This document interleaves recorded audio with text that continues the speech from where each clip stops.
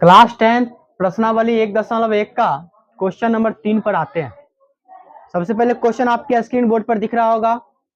Question है, किसी parade में 616 सदस्य, टोटल सदस्य कितना हो गया बुआ? 616। उसमें एक सेना की टुकड़ी को 32 सदस्यों वाली एक आर्मी के बैंड के पीछे मार्च करना है, घूमना है।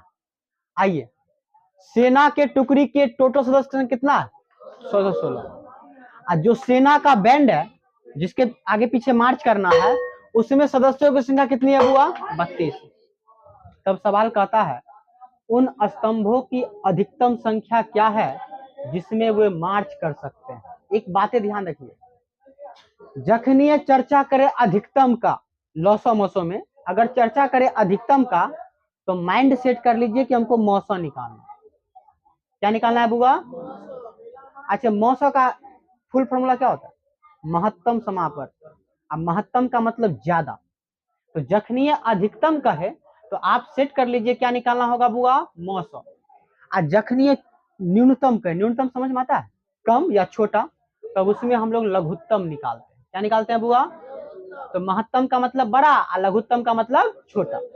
कोई दिक्कत समझने में? तो इसका मतलब इसमें साफ साफ नजर आ रहा है कि अगर अधिकतम का चर्चा किया है तो हमको निकालना क्या होगा? एचसीएफ। किसकी संख्या का? 616 और 32 का। तो अतः स्तंभों की अधिकतम संख्या निकालने के लिए एचसीएफ निकालना पड़ेगा। और एचसीएफ के लिए यहाँ पे दिया है कौन विधि बुआ? यूक्लिड विभाजन। तो यूक्लिड विभाजन विधि से हम लोग निकालते हैं। आपको मालूम होगी 616 में सबसे बड़ा कौन है? 616। और छोटा कौन है? तो ए का मान ये हो जाएगा, बी का मान ये हो जाएगा, क्यू का मान ये हो जाएगा। पहले भी बता दिया। देखो तो 32 का ना होगा, 11 में से 2 गया तो 5 में से 3 गया तो अब कितना उतरेगा? 6। क्या मर्तबे लगाएंगे? 9 मर्तबे। 9 दूनी 18, 9 तिया 27, 1 16 में से 8 गया तो ये कट जाएगा। कितना आया? 8। आर का मान कितना आ गया? 8। देखिए, ए का मान 616, बी का मान 32, क्यू का मान 19 और आर का मान 8। फिर हम लोग भाग देंगे ना 8 में। किससे भाग देंगे बुआ? 32 में। 8 चौक, ए का मान कितना? 32, बी का मान 8, क्यू का मान 4 और आर का मान 0।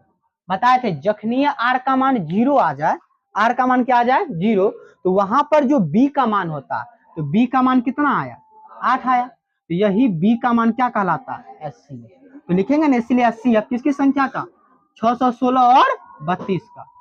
616 और 32 का कितना आया बुआ? 8 आया। लास्ट में अतः स्तंभों की अधिकतम संख्या कितनी है? 8। कोई दिक्कत समझने में? अगला क्वेश्चन है क्लास 10 का क्वेश्चन नंबर 4 आपके स्क्रीन बोर्ड पर देखिए। दिखाई दे रहा है सबको? दिखाई दे रहा है? नहीं दिखाई दे रहा है? सब पागल हो। कहता है यूक्लिड विभाजन प्रमेय का उपयोग कीजिए और आप ये बता दीजिए कि कोई भी अगर धनात्मक पूर्णांक m होगा तो उसको वर्ग अगर करेंगे, क्या करेंगे बुआ? वर्ग। अच्छा, वर्ग को इंग्लिश में क्या कहते हैं? Square, power 2। ठीक है, अगर वर्ग करेंगे तो उसका रूप जो आएगा वह आएगा 3m और 3m प्लस 1। इसके रूप का आना चाहिए। कोई दिक्कत? सबसे पहले चर्चा किया धनात्मक पूर्णांक का, तो हम मान लेंगे कि धनात्मक पूर्णांक क्या है? a। अच्छा, यहां पर b का मान देखिए तो क्या आएगा बुआ? 3। b का मान कितना आ गया? 3। और r का मान कहाँ? इसमें r का मान कुछ नहीं ना है, तो 0 से लेके आप 1 भी ले सकते हो और आप 2 तक चेक कर लो। कहां तक बुआ? 2 तक। चलिए, तो 0 से बड़ा और बराबर। नीचे में देखो, इसका मतलब समझो, इसका मतलब होता है बड़ा, और जखनी नीचे लगा दे इसका मतलब होता है बराबर।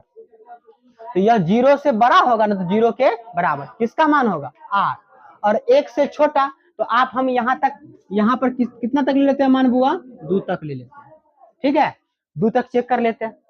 किस प्रमेय से? यूक्लिड विभाजन एल्गोरिथम से। a बराबर बी क्यू प्लस आर, तो a का मान वही हो गया। अच्छा, b का मान कितना था माने? 3, तो b का मान 3 होगा, q है तो q। r का मान पहले क्या ले ले? 0। तो किसी भी संख्या में 0 जोड़िए तो कितना आएगा?